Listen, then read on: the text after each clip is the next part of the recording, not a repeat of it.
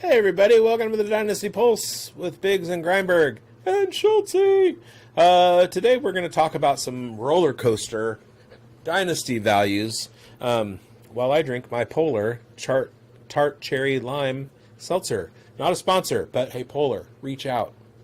Producer, let's go.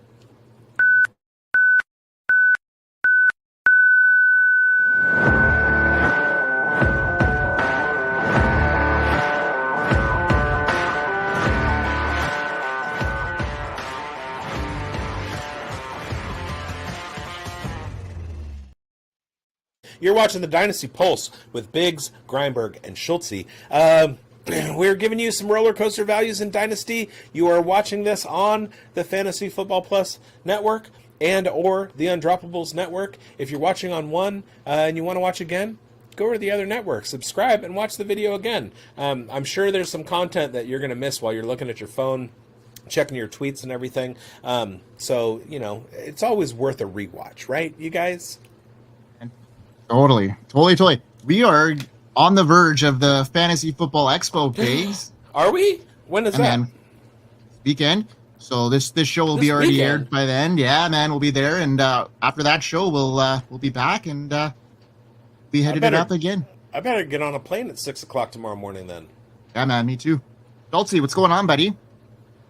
Hi. Hi. You're our host today. So tell us what we're doing. We're playing The Price is Right, Plinko. Oh. I made a Plinko board, and I made chips, and we're going to play Plinko all day. Great. Fuck yeah. Fantasy Football Plinko, or what is it? I don't know. I just made something up on the spot. All right, let's do it. So what's the show about? Okay, so I like Plinko. I had the idea here for some players who've gone on some roller coaster rides here this offseason, and I was looking at keep trade cut values.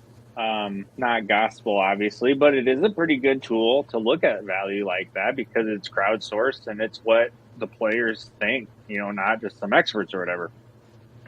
So for this exercise, it's a pretty good measure.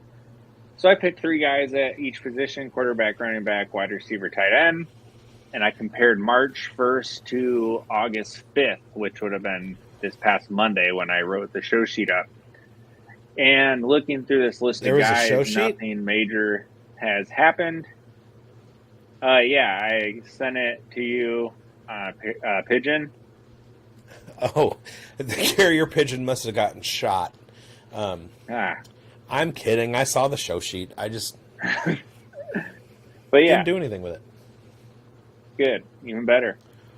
Rick. So, none of the guys I picked have broken any major news in the last couple of days, so that's a good thing. But other than that, I guess we'll just get to it. First up, we're going to talk some Justin Herbert. Ooh. March 1st, he had a keep trade cut value of 8,172, and as of August 5th, it was 6,992. So he dropped a little over 1,000 points. March 1st, he already would have had Harbaugh in town. So he was still riding high then, and since has lost a ton of value. Now I know he's picked up that injury, but even before that foot injury, he was still on the decline. So, what do you guys think about that? Well, I can lead off. Lead off, yeah. I'm looking at the player profiler rankings, and he is currently rated as the overall player number 13 with an average draft position of 106 in Superflex. I'm looking at rebuild values, and he has had a precipitous drop with his ADP down to 18.57, and his lifetime value has dropped 62 points. It's the biggest lifetime drop other than Joe Burrow, which is interesting. But I am so out on Justin Herbert. If I have him in the league, you got to keep him simply because his value's basically at his lowest. Now, here's the thing about Herbert. He had a fantastic rookie year, threw over 5,000 yards, and it's just been a precipitous drop every year since then. including last year where he got hurt and didn't have a great game or a great season. And then coming into this preseason, he got hurt again. On top of the fact that Jim Harbaugh and Greg Roman come in to take over the offense. Now, people who go to Player Profiler will see my Ladd McConkey versus Deontay Johnson battle, where I advocated for Ladd McConkey. And one of the things that I found out doing my research was that the idea of Greg Roman's offense subverting quarterback and wide receiver production is totally overblown. Yes, he wants to run heavy, but he has hit about a 50-50 split over the course of his time in Baltimore, including a 60-40 split on the passing side in 2021.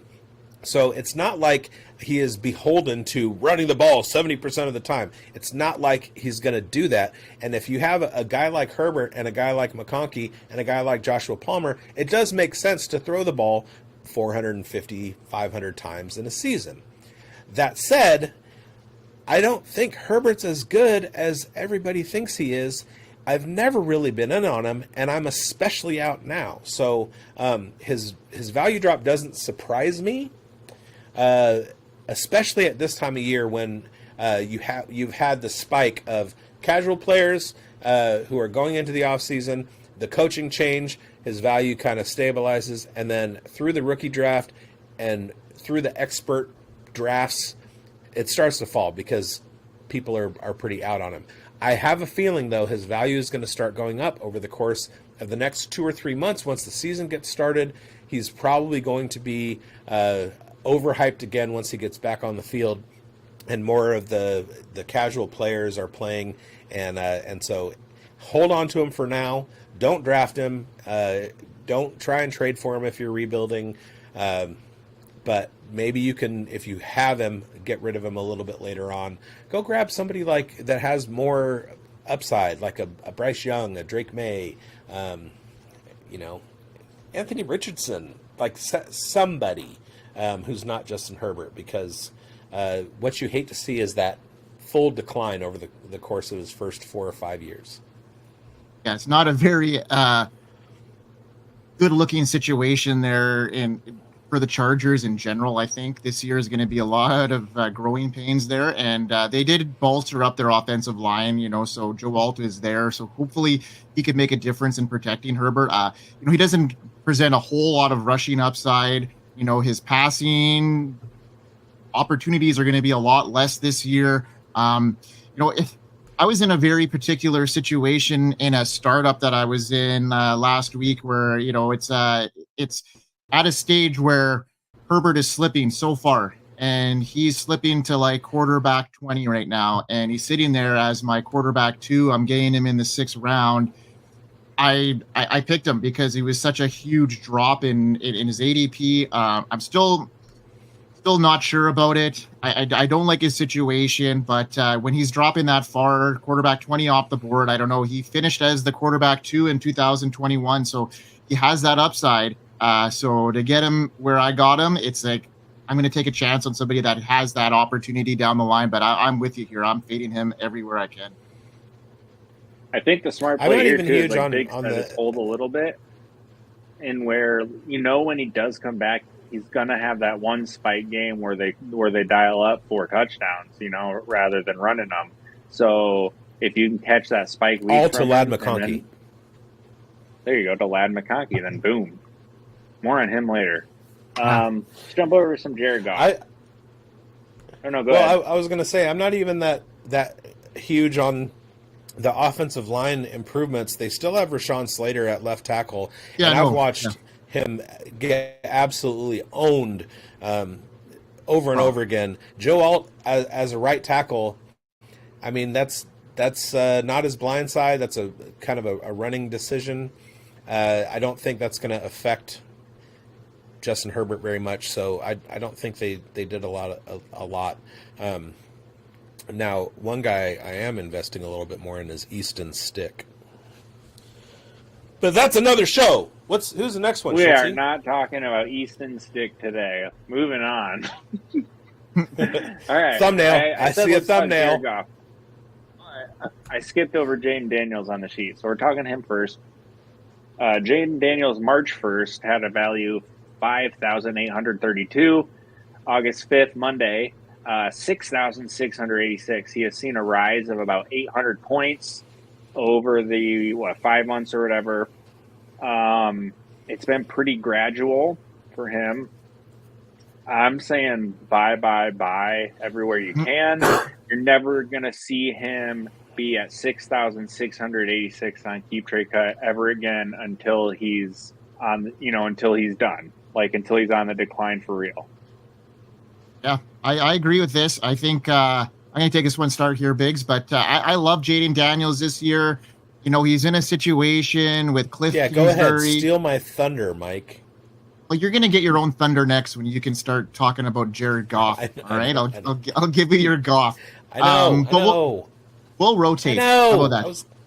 I know you were. But I love Jayden Daniels. I know we all are on him. He's got that dual threat capabilities, the ability to just stand out. His college career, we talk about it in depth in numerous one of our shows. I like his playmakers. He's set up to have some success around him. Terry McLaurin, Jahan Dotson, and Luke McCaffrey.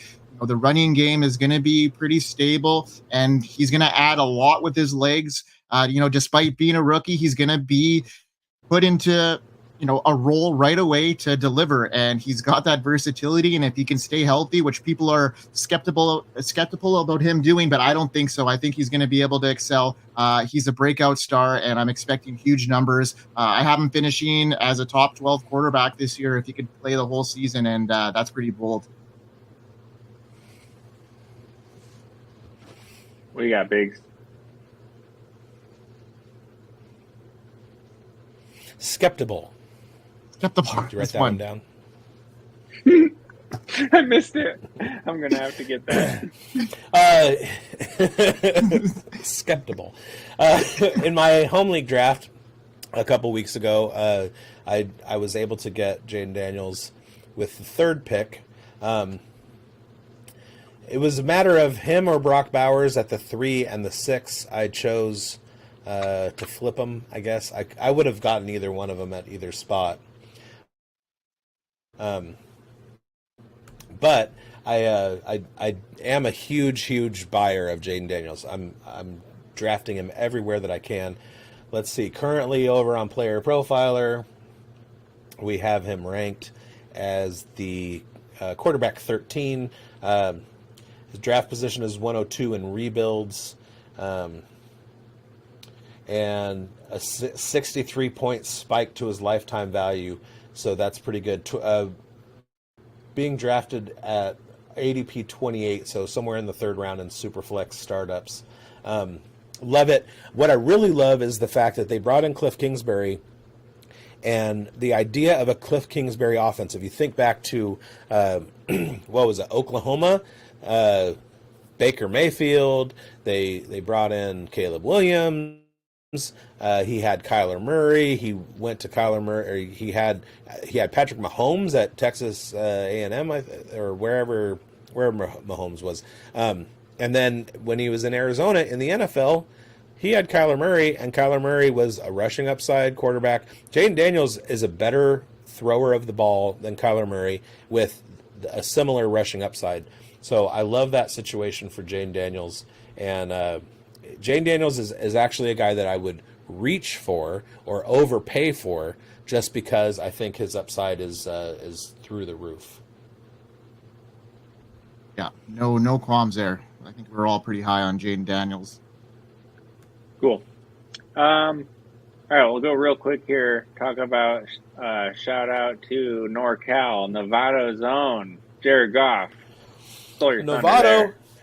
I learned the other day, Novato in Spanish means rookie. Jared Goff is no rookie. Hashtag Nevada boys. Go Cal. Shout out NorCal. Currently drafted at 48 ADP. So just the start of the fourth round in Superflex startups. And that's a big bump from last year where I was getting him much later than that. He's currently ranked on Player Profiler as quarterback 21. I feel like he's going to have a better year than that, so go ahead and draft him, and he's going to outplay that ADP. Love him, and incidentally, if you are wondering who his weapons are beyond Amon-Ra St. Brown and Sam Laporta, there's a nice little wide receiver who's been around for a little while, and he's finally starting to make some hay, and that is Dante. Dang it, Mike, you dropped him. Now I don't know where to find him.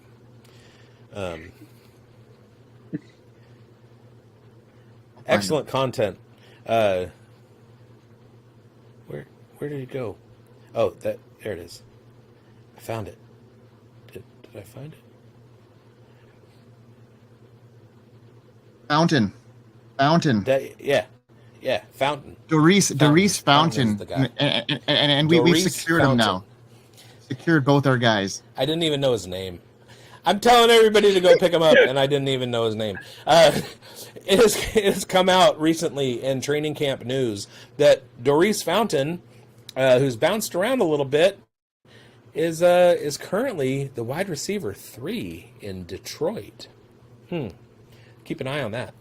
But yeah, I like Goff as your QB2. He's a solid play because 30 to 40 touchdowns for 4,200 to 4,800 yards. He's going to wind up in that land. Check your scoring settings. If it's a 6-point touchdown league, then you're definitely going to want him and Dak around the same spots. If it's a 4-point league, that's a little bit less value. You're going to want to reach for rushing upside. But as a solid QB 2 or 3, maybe he's like a fill-in during a bye week. That's a solid strategy in my estimation. Yeah, I think, so you said he was going as quarterback 21 right now. That's pretty, he finished well above that last year, and I think he's going to, continue that. He's never going to be over top. He's not ever going to be elusive because he doesn't give you that rushing upside, but he's going to give you some boom games here and there, and he's going to offer you a stable floor weekly. So as a quarterback too, yeah, I'm all in on Jared Goff there. So what else you got there, Schulte? Who's our next player on the horizon? Well, first on Jared Goff, real quick, I forgot to even mention his values. The reason I had him on the list was I thought it was interesting that March 1st, he was 4,838. May 23rd, he peaked at 5,531 and then is now back to 5,139. He peaked after that contract extension, but then has lost 400 points since then overall, which I am a little intrigued about because it's not like anything has changed. Well, we had 3 other quarterbacks get contracts there, so maybe that has kind of inflated that as well. So maybe Love's increased, and Tua's and then Trevor's as well have recently kind of came down since that Stafford one. So that might have had something to do with it, especially that little bump down. Because when his contract went up, you saw that big spike there. So that's maybe has something to do with it. That's probably a good call. Jumping over some running backs. I got Jonathan Brooks on the list here, and on March 1st, he was 3,084. He's been rising ever since. May 1st was 4,110, which May 1st would have put you just post-draft here. And then as of this past Monday, he was 4,763. So constant astronomical rise for Jonathan Brooks here. But the thing I thought was interesting is he's peaking in value at the time when injury news is coming out that he's not going to be playing as soon as we thought. So I thought it was interesting that he's peaking now, in light of that recent news. I'm still super high on him. I still love him, but with how reactionary things are, I would have thought that he would have dipped some. Yeah, and especially in a dynasty format here, everybody knows that. Well, I mean, not everybody, but we've been talking about this situation for a long time. That the Panthers are going to ease him in. I think coming off that injury, he's obviously not recovering the way he needed to, and I think this year was going to be a progressive year for him, regardless of how his injury was coming out. These running backs, they tend to come on in the latter half of the seasons, and I think that Jonathan Brooks is going to do that. He's going to help people win leagues at the end of this year, but his value in Dynasty is there. We talked about his draft capital. The Panthers moved up to get him. They're putting weapons around Bryce Young, so I think that steam is also coming with some more steam because of the Canales effect that's happening in Carolina. I think everybody's kind of getting inflated a little bit now. People are kind of catching up on those ADPs, and you're seeing guys like Deontay Johnson rise up boards a little bit more. They're picking him a little bit sooner than they were about a month ago, and same with Bryce Young.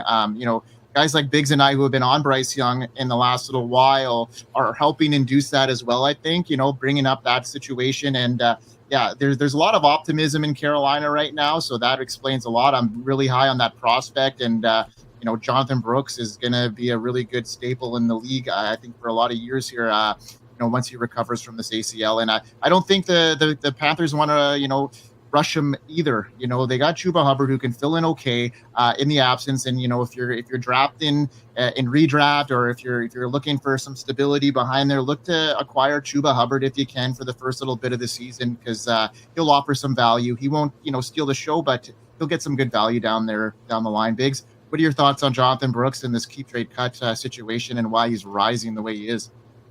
Well, I'm angry because Jalen McMillan just got taken into the Raz Bowl. And must be somebody reading my content. Okay. Jonathan Brooks is currently ranked as Player Profiler's Dynasty Rebuild Superflex RB10. That is lofty expectation. And you know what? I'm here for it. I think the Panthers are handling it correctly. And as soon as he gets on the field, he's going to be a smash. I mean, he was an early declare, 21 years old. He's got time. I love let's look at what Rachaad White did in a Dave Canales offense last year. 64 catches, but he was, the workhorse guy. I think Jonathan Brooks can do the same thing. I think he's going to have top 10 finishes once he starts playing full seasons. Gets out from underneath that. If you got a taxi squad spot, absolutely grab him, stick him there, and you will be rewarded for the next 3 or 4 years to come. Cool. Sweet. I agree with that. Another rookie running back here, Trey Benson. A little bit lower than Jonathan Brooks here. March 1st was 25.05. August 5th, here this past Monday, he's up to 3,907. He's about 800 points behind Brooks still. He jumped real high after the draft. He's kind of leveled off since then. Where are you guys at here? Biggs, what are you thinking? He is currently ranked as RB11, right behind Jonathan Brooks on Player Profiler. And I don't necessarily disagree with that. I think they're both equal plays. The reason that I would rank Benson behind is because James Conner is more of an existential threat to Trey Benson than Chuba Hubbard is to Jonathan Brooks. The other thing is that in Cardinals camp, there's been a lot of hype on Amari DiMercado. So I still have Jonathan Brooks ranked higher, but if somebody takes Jonathan Brooks before you get a chance to grab Trey Benson, I think it's a very similar play. Yeah, I do too, and his value is going to only increase now. There's some steam happening in Cardinals camp right now. They're putting a lot of emphasis on James Conner, and they're going to ride him to the ground, I think. But Trey Benson is going to earn his role as well, and he could potentially be a 3-down back if something were to happen to James Conner. We know he's getting up there in age, and you can't plan for an injury. But I've been drafting Trey Benson as a backup, in a lot of my leagues, just to have him on my bench, because I know as soon as he can have that opportunity, the talent's there. He's going to be in a very high-powered offense. And Kyler Murray coming back this year, a full season almost removed from that injury. They're going to have Marvin Harrison in that lineup. I just think the scoring opportunities are going to be there. And I like this call on Trey Benson. And I see that increasing some more. I think that's going to level off a bit more. I think his value is going to creep up a little bit closer to what Jonathan Brooks is happening, especially if the Cardinals can fit him into more of a prominent role to start the year than what we're expecting. Yeah, I like Trey Benson a lot moving forward, and I agree about James Conner being way more impactful now.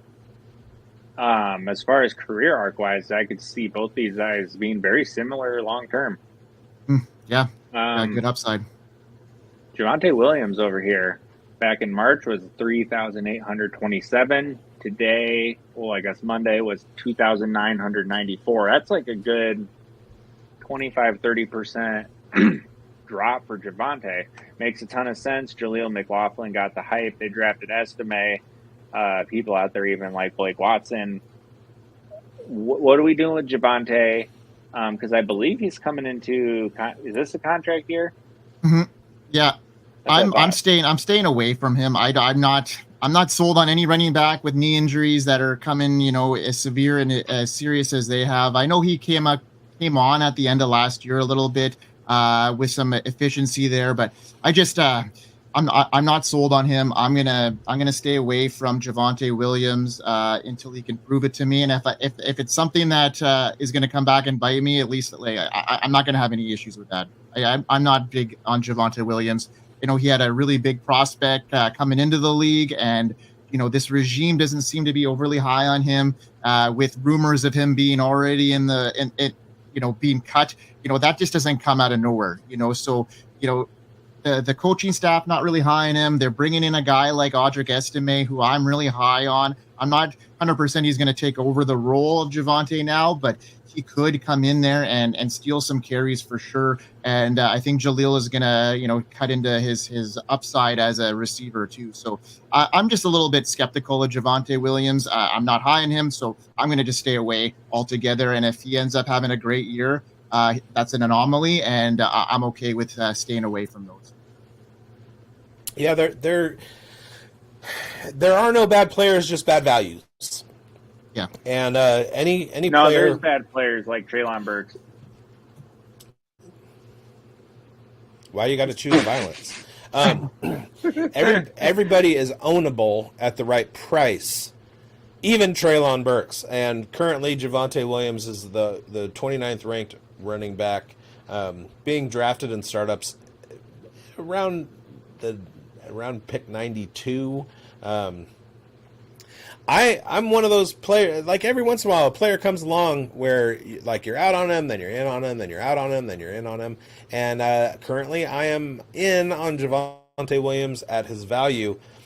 He is sufficiently past his knee injury to the point where if he's going to reach his potential, and have his breakout, it's going to be this year.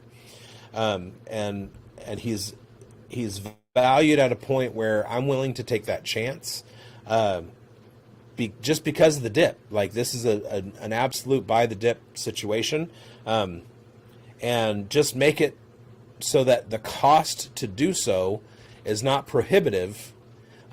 You got to hedge. You got to make sure that if he breaks out, it's going to help you, but if he doesn't, it's not going to hurt you. And there are some things to dislike about that Broncos backfield, but if Javonte, there are drawbacks to Jaleel McLaughlin, like his size. There are drawbacks to Audric Estime, like his agility in closed situations. Those are things that Javonte could certainly overcome if they get into efficiency metrics after games and they're like, well, Estime's not getting it done and Jaleel's hurt or whatever. There's a path for Javonte Williams to have a really, really big year. And then the fact that he'll be entering his 25-year season next year. He's been in the league for a while.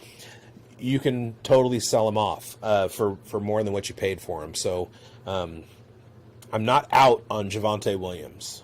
Just, it's got to be worth it. the right situation. Yeah, I'm pretty out on him, like Grindberg said. The one thing that's kind of narrative driven for me, and it's kind of like I'm making this up for myself. So like, it feels like Sean Payton is a dude who loves to do it his way, and I don't think that's a crazy statement. But with him getting McLaughlin and Estime under Payton, it feels like he's trying to do his own version of like Ingram and Sproles. Not to say that it's going to be that good, either one, but it feels to me like this is him trying to do it his way. So yeah, I kind of on Javonte too. Talk some receivers real quick. We'll do 3 of those, and then we'll skip over tight ends. Honestly, there wasn't that much interesting there. Tight ends pretty straightforward, man. Not too much roller coasters happening in the tight end world. So for time's sakes, I think we'll do 3 receivers. But I have takes. Oh, you go. Well, then fine. Which one on the show sheet did you want to talk about? There's a show sheet. But anyways, let's talk some Ceedee Lamb. March 1st, 8,506. And as of Monday, he was at 9,400. So he's almost gone up 1,000 points this offseason. I think that's pretty crazy, only because you should have been that high on him to start. And now he's peaking in value at a time when he's got some contract stuff going on. Now, I think they get that figured out. Like, I'm not super concerned. But it's kind of nuts to me to see his value go up that much when I feel like he should have been there all along. And is he going to go up from here? Bigz, you want to handle this one first? I'll let you go first. Okay, well, for me, Ceedee Lamb is like, I think this whole contract thing is the biggest deterrent right now. His rise is kind of an interesting one there. Obviously, he finished as the quarterback, the wide receiver 1 last year. His rise, I think, might have something to do with the Cowboys not really adding anything around him offensively as far as running game goes or weapons in the passing game around him. So it's literally going to be a one-man show. It's going to be Ceedee Lamb, and the way he ended last year on that torrent pace, when they decided to revolve the whole game around Ceedee Lamb, I think that's going to be very much similar. That contract is going to have to get sorted out, obviously. But I've been a high on Ceedee Lamb for a long time. His situation's great. And, there's just the contract there. So I guess the situation isn't optimal, but the contract situation is going to have to play itself out. And I'm pretty confident that the Cowboys are going to do something there to make that happen. Yeah, I don't. Well, his value is. Oh, go ahead, Biggs. He's sitting at wide receiver 3 behind Chase and Jefferson. His ADP is only behind Jefferson at 7. He requires an early first round pick, and if you're in a super flex and what you're doing at quarterback, that you can try and start grabbing super flex quarterbacks, and you want to start with a wide receiver heavy build, you're gonna have to pay, and that's the cost. So you kind of have to figure out with your own draft strategy whether or not you want to bank on Ceedee Lamb or bank on like an Anthony Richardson with that first round pick, let Ceedee Lamb go, and then take a chance on a breakout wide receiver a little bit later. Like he cannot be drafted not at cost. So it definitely is going to take some individual evaluation on your part and how you want to build your team in a startup. And I mean, I am heavy on him just because of my confidence in being able to. I feel more confident about finding quarterback breakouts than wide receiver breakouts. So I'm okay with drafting Ceedee Lamb and waiting on quarterback later. But that's a personal thing.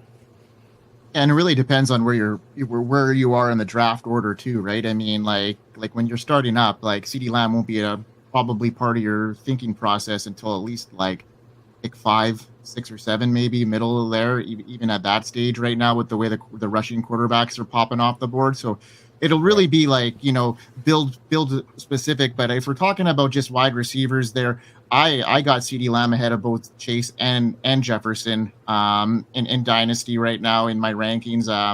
They're guys that have shown promise. I think Chase is more of a guy that has shown elite, but he hasn't shown it consistently enough. And maybe this is the year that happens. But I'm gonna bet on the guy that has shown and has steadily increased his production and become like a staple in the league here. And Ceedee Lamb is that guy for me.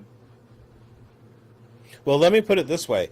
Of those three, Lamb, Jefferson, or Chase, Lamb is the only one that I would be willing to draft within the first 7 picks.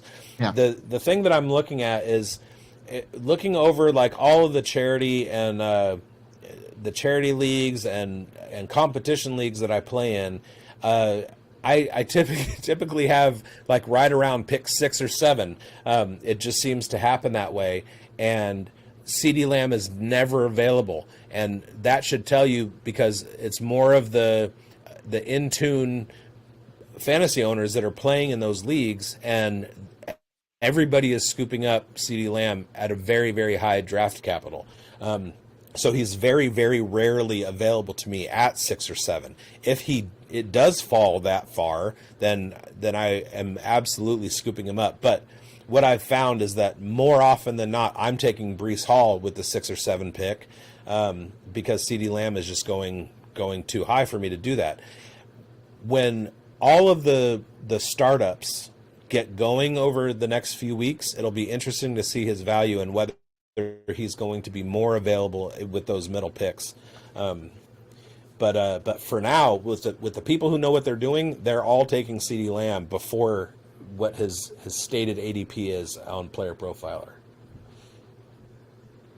I think the biggest reason I'm not concerned contract-wise, of a holdout, is some of the other contract things you've seen in the past with various teams. Some of the teams have had some leverage, like look at the Bengals with T. Higgins. Okay, well, we'll throw it to Jamar, you know what I mean? Or, hey, we've got these other young guys we like, or blah, blah, blah. But, what CD is going to tell the Cowboys? What are you going to do without me?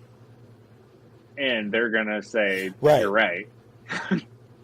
And if he's definitely QB proof, and if he does wind up moving on somewhere else, he's going to be wide receiver 1 there too. It's not like there's, the Bengals aren't going to go after him, and neither is Minnesota. He's not going to wind up in either of those two spots. So Anywhere he goes, he's going to be the dude, and they're gonna base wherever he's at. They're going to base their offense around him. So he's pretty safe. Talk some Jordan Addison. A lot of people don't know what to do here. He had a value in March of 5,308. Currently sits at 4,363. He's lost about 1,000 points. Slow decline of about 500 points over time until his arrest, where he sharply dropped 500 more. Where are you guys at here? For me, I was always kind of out, and the arrest doesn't do any favors. But if I am holding Addison, I'm probably waiting a little bit because I think his value is going to go up. I think unless he gets hit with a huge suspension or something, but I think as long as he gets on the field some here to start the season and you're looking to trade him, that value is going to boost a little bit. Dynasty value should not be affected as much by an arrest and possible suspension. I'm looking at the rankings right now, and in startups, with the idea of struggle, he is going at wide receiver 29, and just on the board right now, guys that I'm willing to take him over: Brian Thomas Jr., sorry, Schultze, Xavier Worthy, sorry, Grindberg, and Tank Dell. Those guys are all being drafted ahead of him, and I would draft Jordan Addison before I drafted any of those guys. Now he's going right behind DK Metcalf. I think I'd take Metcalf before I took Addison. Who is behind him? Possibly Ladd. Of course, I would take Ladd over Addison. I'm taking every single one of those guys you mentioned over Addison. I want wide receiver 1 potential. Javonte, I wouldn't do that, or Mike Evans. I don't think.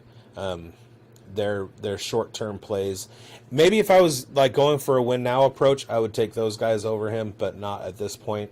But yeah, T. Higgins, I think I'd rather have Addison at this point. I think his long-term value is better. Debo he's going ahead of. Christian Watson he's going ahead of. Stephon Diggs he's going ahead of. I'd take him over those guys.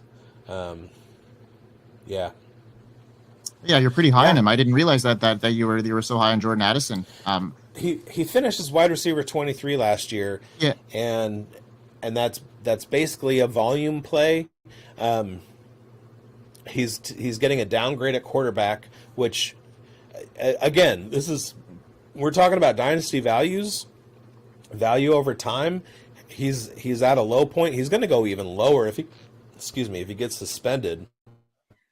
But at a certain point, he's going to be the wide receiver 2 with an upside that's similar to like a Jalen Waddle or a T. Higgins, and J.J. McCarthy firing on all cylinders in a Kevin O'Connell offense.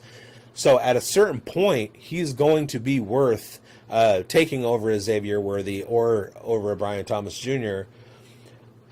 That may not be now, but we're talking dynasty again. Like this is not redraft leagues looking at 2024.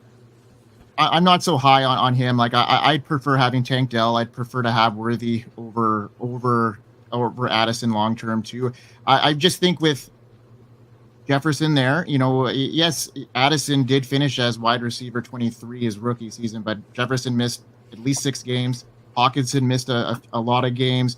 Kirk Cousins is not going to be there. They're going to have some issues that, assimilating JJ McCarthy. I know we're talking dynasty, and I like JJ McCarthy. I think he's going to be a good prospect, but with Hawkinson there and Jefferson, I think he's going to be 3rd in the pecking order. And I like a guy like Worthy, and I like Tank Dell, who are shown there in prolific offenses that are going to be able to produce down the line. That's just my take. I'm not so high on Jordan Addison. I think there's some value right now where you can get him because of his stock falling so deep, and he's round 1 draft capital. So yeah, I see where your head's at. What are your thoughts, Schultze? I do have Addison in one of my dynasties, and I am holding for now. I was actively shopping before the suspension. Couldn't get bites that I liked. So, but then once the suspension happened, I knew I was not trading him because I'm not willing to take the price people are going to pay right now. I'm kind of in between the two of you. I'm more on Grindberg's side, but I'm a little more in the middle. He was propped up by big plays and touchdowns last year. Who knows how much of that can be repeatable down the road. I still like the talent a lot. He was age 18 breakout. So I'm a little bit in the middle, probably leaning a little bit more towards I don't really want him, and I'm probably looking to move him this season if I can. So just looking at his game log, in the games that he played alongside Justin Jefferson, he had 16.1, 16.2, and 12.2 points in 3 of the first 4 games because he got hurt, I believe, against Carolina and only had 1 target and no catches. But he was targeted 6, 5, and 8 times. Then when Jefferson came back for the final 4 weeks, he was wide receiver 1 with Jefferson on the field in week 15. He had 29 points on 6 targets. He had 16.7 as a wide receiver 21 finish with 8 targets. So it's not like Justin Jefferson is impeding him from wide receiver 2 finishes. His huge spike games happened to be when Justin Jefferson was hurt. There was one game where Hawkinson missed at the end of last year too. So some of those games where Jefferson and Addison were on the field together, Hawkinson wasn't either. So there was, I think there was very few games where all 3 of them were on the field at the same time. So I'm interested to see how those. About that.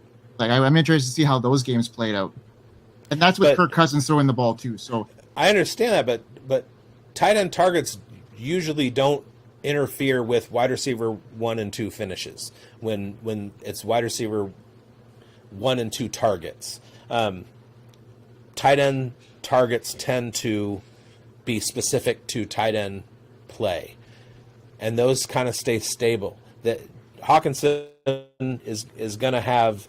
It's not like Hawkinson's targets. How many targets did the number? How many targets did the number 2 tight end get in Minnesota last year when Hawkinson wasn't around? Because he would just slide into those tight end targets, would he not? I don't know. I don't have. It's not as good. Those numbers in front of me. All I'm saying is that he had 32 points and 21 points in week 7 and 8 with Jefferson off the field.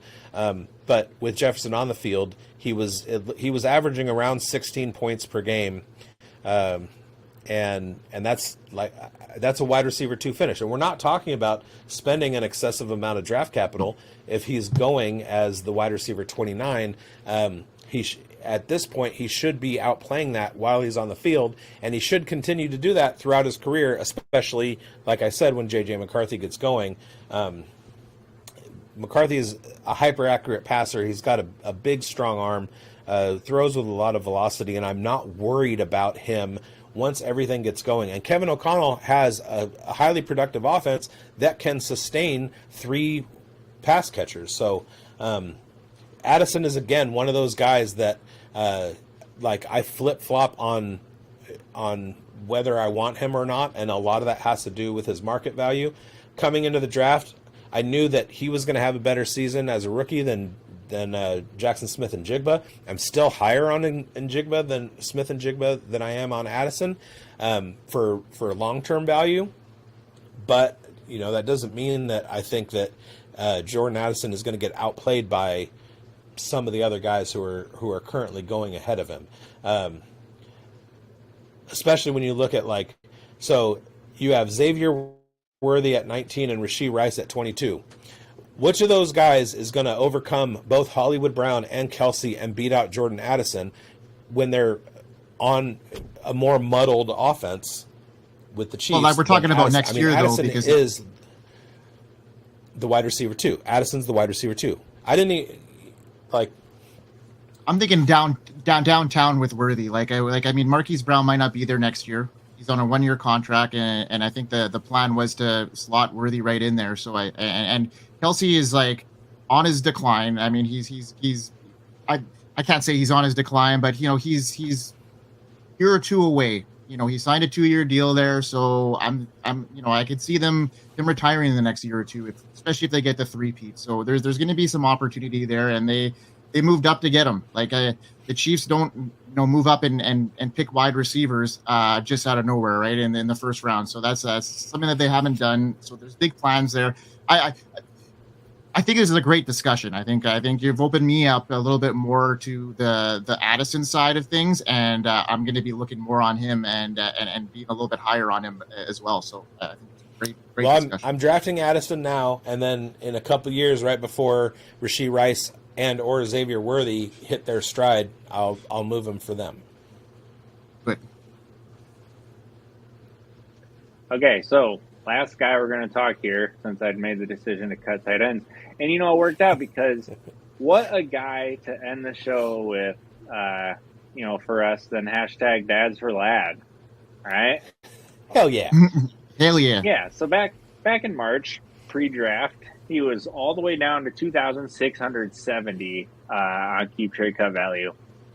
This week, you could find him at 4,426.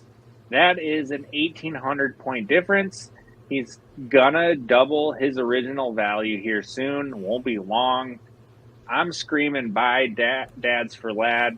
Go get Lad McConkey. Once again, who did I say this with earlier? Oh, Jayden Daniels. He's never going to be this low again. Yeah. Yeah. I have an essay that I've prepared. but let's go ahead and hear from Grindberg first. Yeah. I don't got the Lad essay, but we're both pretty high on Lad McConkey. We know his route running abilities, his speed. He's expected to be a key part of the Chargers offense, potentially challenging for the wide receiver 1 spot. I think he's got that almost locked up. As a rookie, he's going to offer a lot of upside. He's a strong candidate to be the breakout this year. His ability in those intermediate routes, he's not going to be a huge contested catch guy. We know that, but he's got a lot of playmaking ability, and he's going to be on my team as much as I can get him. His cost is going up, but I think it's warranted. I want to hear Biggs' essay because he's a preacher. He's the lad for dad. So let's hear about Lad. Dad, I am a dad for Lad. Making the case for and with apologies to our folks over at Player Profiler, maybe we want to wait for the battle to get published before. Anyway, making the case for a rookie wide receiver to perform in fantasy is a difficult endeavor. Historically, rookies tend to not acclimate to all aspects of the NFL receiving game in year one. It takes time to learn the playbook, develop an advanced route tree, learn the speed of the game, and develop a rapport with the quarterback. On top of all that, the rookie wide receivers in their early 20s are still developing physically and are competing against defensive backs who are literally grown men that know the game. Over the last 4 seasons, only 6 wide receivers have achieved a 1,000-yard season as a rookie. I said rookie. That's redundant. 0 of those have been second-round picks, and only one of them, Puka Nacua, wasn't drafted in the first round. Only 3 second-rounders have even eclipsed 800 yards. Did I even mention there aren't historical stats against NFL competition to go by? No, I didn't. Sorry. If there's any rookie... if there's any rookie wide receiver that I think is in the perfect position to break the mold, it's LA Chargers rookie Ladd McConkey. Ladd may have history against him, but the second rounder makes up for that in talent and situation. One of the troubles in projecting rookie seasons is situation. Often rookies have superior wide receivers ahead of them. Ladd finds himself in a Chargers wide receiver room that is bereft of top-tier talent. McConkey's target competition consists of 2021 third-rounder Joshua Palmer, 2023 first-round faceplant Quentin Johnston, and DJ Chark, who hasn't been relevant since 2019 when Ladd was still in high school. In comparing draft capital, which is a high corollary to performance in fantasy football, McConkey comes up short to QJ by just a negligible 13 picks, less than half of a draft round. That difference will be made up for in talent. Among the 2024 wide receiver rookie class, McConkey finished 3rd in first downs per reception, 2nd in yards per route run versus zone coverages, 4th in yards after catch per reception, and 4th in missed tackles forced per reception. The only drawback is his ability to break off of press coverage, but that can be solved with a savvy offensive coordinator who puts him in motion a lot. To put all those stats in perspective, Ladd is the type of receiver that becomes the quarterback's best friend. He's a zone beater that always gets open. Get the ball in his hands and he'll make things happen. Plus, he will make catches down the field. His analytical model comps based on college production include Nico Collins, Deontay Johnson, and George Pickens, all of whom are currently their team's wide receiver 1. And he isn't just a slot receiver either. He lined up outside 70% of the time in college. Looking at his route tree, he had success rates of 83% on out routes, 79% on post routes, and over 81% on slants and curls. Thank you, James D. Coe and Reception Perception. He also has a quarterback that excels at an elite level in making those kinds of throws that he excels at catching. If there's any aspect to his game that gives me pause, it's Greg Roman, the Chargers offensive coordinator. The book on him is that he wants to run the ball a lot. Roman has never had a quarterback like Justin Herbert before, though. And in Roman's last 2 seasons in Baltimore, he had a passing rate of over 53%. He also doesn't have the receiving talent at tight end that he had in Baltimore with Mark Andrews. He has supported wide receivers in the 140-plus target range before. It's not out of the question that happens for Ladd as wide receiver 1 in 2024. Bottom line, McConkey is a great route runner that separates, has excellent hands. His efficiency and a path to wide receiver 1 on the Chargers will equate to elite fantasy performance. I fully expect him to outplay his draft position, and I love Ladd McConkey in all formats. He's my flag plant of this year. Go to playerprofiler.com and read all of our ADP battles. That's a lot of fun, including my Travis Kelce one. And how Bigz? That's it. We did it. We're almost through today. We got one more show each, and then we can enjoy some time together, buddy. Schultzy, great show planned today, buddy. Way to dial that one up. That was a lot of fun talk we had, and Biggs and I get to argue a little bit more this week a bit on Jordan Addison. So, Hell yes. Can't wait to hear from you guys this weekend. Send me all the updates.